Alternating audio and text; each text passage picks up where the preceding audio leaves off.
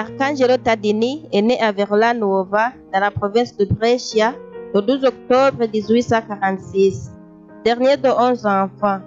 C'est une famille noble. Sur le pas de la porte se trouve un blason avec un aigle volant au-dessus des 3 tours.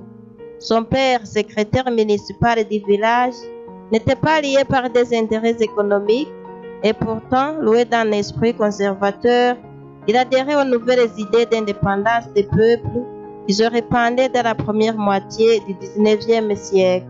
Arcangelo apparaît dans cette grande famille comme le plus petit, qui doit obéir à tous, mais peut aussi se permettre d'être le plus libre et le plus vivant, car il est certes qu'il compte sur l'affection de sa famille.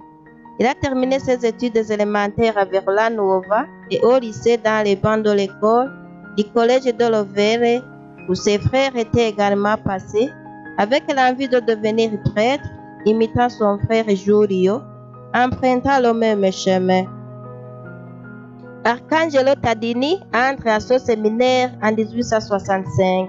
Il est facile d'imaginer le jeune ecclésiastique sous ses portiques et dans les salles de classe et les dortoirs très froids qui ont hébergé des générations de prêtres jusqu'à aujourd'hui. Le garçon n'avait pas une bonne santé et sa fréquence à l'école a donc été compromise, surtout en 1868-1869, lorsqu'il n'avait pas de notes sur son bulletin. Cependant, il fut admis dans la classe suivante, la 4e théologie, en considération de sa bonne volonté, de sa conduite parfaite et de sa piété louable.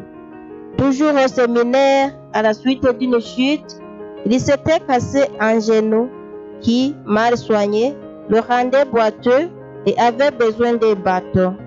Monseigneur Benedetto Ricabona, évêque de Reichenfels, a ordonné Arcangelo prêtre à 30 le 19 juin 1870. Tandis que Rome, capitale de l'État papal, était rachetée par les autorités italiennes. C'était un matin domain, dans l'air, on pouvait sentir l'odeur aigre du foin frais venant des champs. Le prêtre est apparu au début du village et a marché jusqu'à la petite église au centre de la ville. Il était mince, grand, avec une touffe de cheveux noirs. La soutane flottait sur son corps long et mince. Et marchant, il s'appuya sur un bâton. Le village était désert. C'était le temps des grands travaux au champ. Quelques vieilles femmes restant à la maison pour préparer à manger ont vu le prêtre par la fenêtre et l'ont suivi des yeux jusqu'à ce qu'il se glisse dans la maison appartenant au curé de l'église. Aucun prêtre n'avait jamais été vu au séminaire à Noche, une petite fraction de quelques maisons à la périphérie de Brescia. L'église était abandonnée. Elle était fermée de toute la semaine. Un prêtre venait le dimanche pour célébrer la messe rapidement et il partait. Mais un jour, c'est l'évêque lui-même qui a envoyé un prêtre permanent à la Noche. L'évêque l'avait appelé depuis un village de montagne au-dessus de la Valtrompia, Lotrino, vers là-bas où il était prêtre coadjuteur et enseignant à l'école primaire. Il s'efforçait avec beaucoup de peine de se traîner à pied dans les rues escarpées. Le prêtre était jeune, 26 ans, et ordonné prêtre depuis 3 ans. Et c'est précisément en frappant le bâton au sol qu'un matin de mai 1873, il arriva à la Noche. Pendant les années qu'il a passées là, la petite église avait commencé à se remplir. Il prêchait dans l'autel d'une voix forte. Il s'était fait un nom en tant que prédicateur et on l'appelait des paroisses voisines pour prêcher le Triduum. Après ce temps, c'est la nouvelle destination, dont Arcangelo est entré à Botticino Serra à la fin du mois de novembre 1880. Dans l'hôtel, il a parlé à ses nouveaux fidèles. J'attends de vous des miracles. Je m'attends à un miracle de foi au milieu du déchaînement d'autant d'erreurs. J'attends un miracle de la piété chrétienne au milieu d'une si grande dispassion d'esprit. J'attends un miracle d'amour mutuel au milieu de tant de gérils au cœur. Et il a ajouté une grande promesse. Je resterai avec vous, je vivrai avec vous, je mourrai avec vous. Au cours de ces années, la situation des travailleurs était au centre de l'attention du nouveau pape Léon XIII. La question des travailleurs avait franchi le seuil du Vatican. Le pontife manifestait un vif intérêt pour les associations des travailleurs catholiques. Pour eux, il avait écrit une encyclique, le Rerum Novarum, promulguée le 15 mai 1881. L'analyse sociale et les considérations alarmantes sur les conditions des travailleurs étaient quelque chose de nouveau dans un document pontifical, dont Arcangelo a lu avec passion l'encyclique du pape. C'est ainsi que l'une des premières sociétés d'entraide de la région de Brescia est née par les idées et les réflexions du curé de la paroisse de Botticino Serra. Ainsi, il exhortait les travailleurs. Aimer le travail parce qu'il est le fils de l'intelligence et le pain de l'homme. Voici comment une chronique de l'époque décrivait le travail dans les filatures. Les ouvrières de la filature se mettent au travail à partir de 6 heures et après avoir été laissées près du feu pendant 14 heures, à une température excessive, les mettent dans l'eau bouillante, sortent au cœur brisé à 8 heures du soir. Il est douloureux de les voir maigres, sans poids, avec le visage pâle de la couleur de la mort, souffrant principalement de phthisie ou de malaria. Et même cela ne suffit pas. Au fléau économique s'ajoute le mal physique et moral. Le salaire accordé à ces travailleurs est ridicule. Voici les conditions de nos ouvriers. À Botticino Serra, il y avait de petites filatures qui ne travaillaient que pendant la saison de production d'hiver à soie. Pour trouver un emploi plus stable, les filles sont allées dans des établissements dans les villages voisins. Dans le village, les gens s'étaient habitués à cette situation, mais cela ne donnait pas la paix à Saint Arcangelo. Au maire qu'il a rencontré, il a déclaré: Si la classe ouvrière en général est misérable, celle qui travaille dans les filatures est la plus misérable. Cela me fait de la peine de voir mes filles partir et les voir revenir comme des citrons pressés. Mère, si vous pouvez regarder à la maison, supportez-les et je vous promets que je penserai à quelque chose. Dit, c'est fait. Don Arcangelo a décidé d'ouvrir une filature à Botticino Serra. Il s'intéressait aux dernières innovations en matière d'installation et de machines, et ravi d'architecture et d'ingénierie, il a également conçu le projet, conçu une filature, puis annoncé dans l'église. Un jour enfin, la filature avec les machines des meilleures entreprises italiennes et les chaudières apportées d'Allemagne était prête à entrer en action. Mais Don Arcangelo n'était toujours pas satisfait.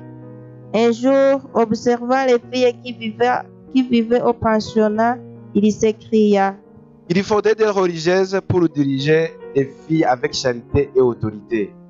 Des religieuses qui travaillent côte à côte avec les ouvrières, qui s'occupent des filles non pas sur une chaise, mais en restant avec elles sur le même banc de travail. Il s'est tourné vers des instituts religieux pieux, mais partout il a reçu des refus clairs. Il était déjà considéré comme indigne qu'une femme travaille dans une usine, sans parler des femmes consacrées.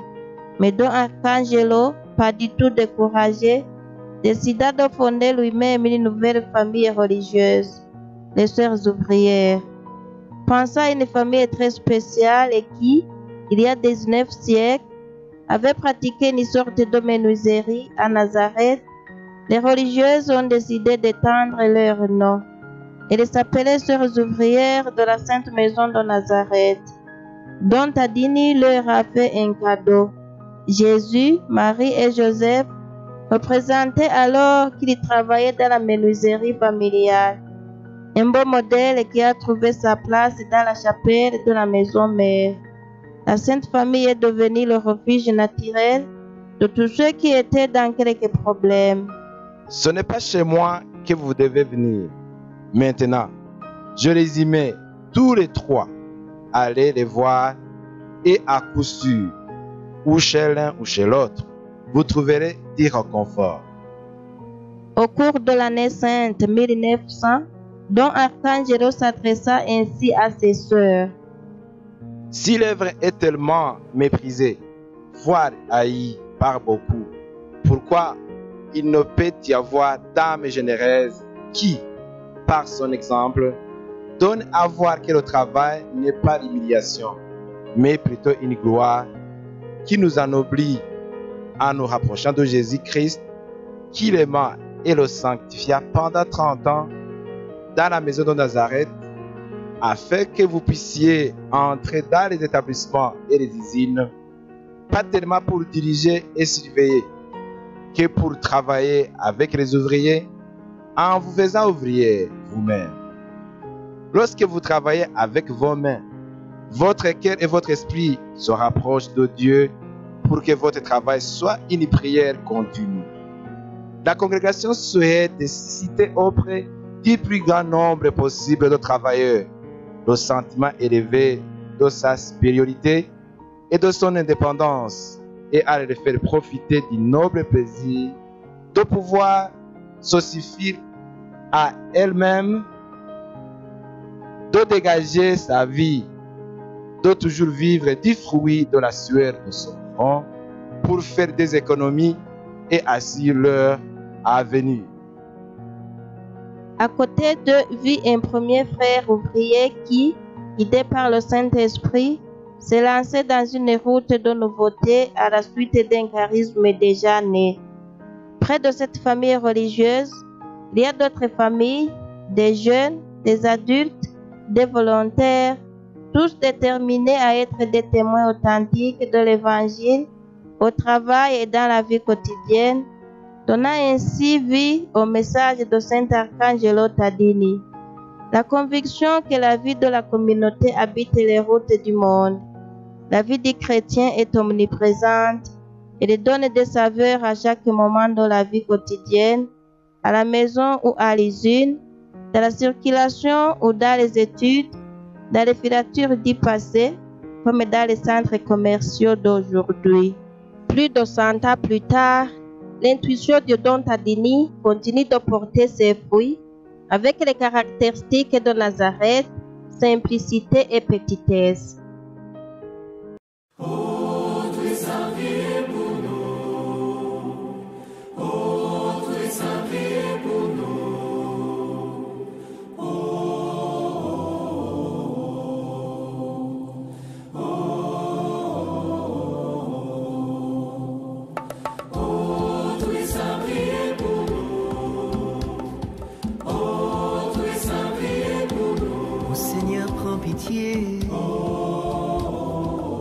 Ô Christ, prends pitié.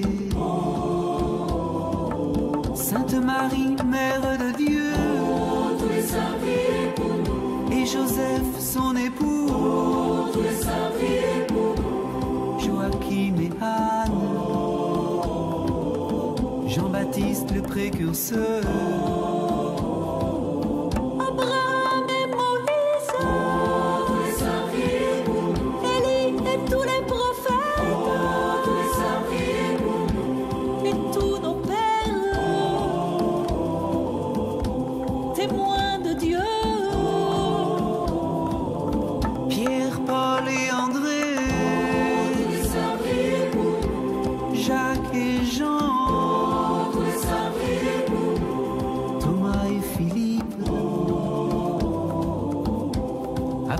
du Seigneur.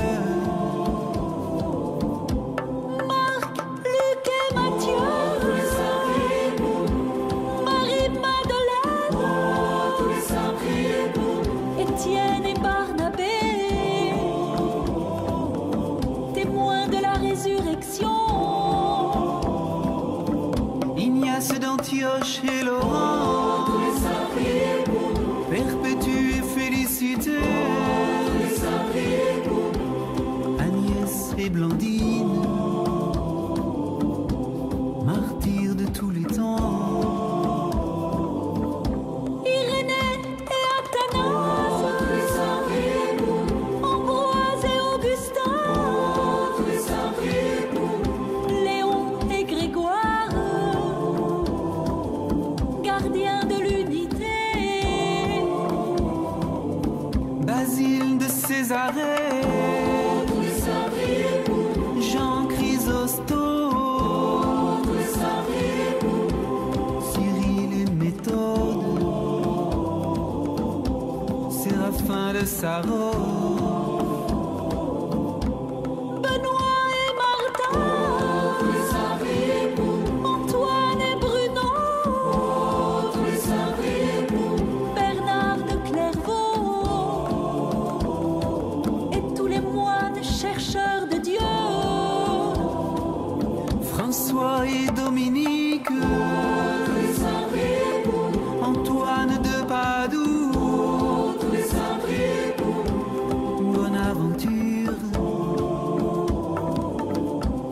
Thomas d'Aquin, Claire d'Assise, Catherine de Sienne, Brigitte de Suède, toutes les consacrées au Seigneur, Ignace de Loyola, François Xavier, apôtre de l'Asie, François de Sales et Jeanne de Chantal, Thérèse d'Avila et Jean de la Croix, Thérèse de Lisieux, Thérèse Bénédicte de la Croix, Vincent de Paul, Bernadette de Lourdes, François Régis,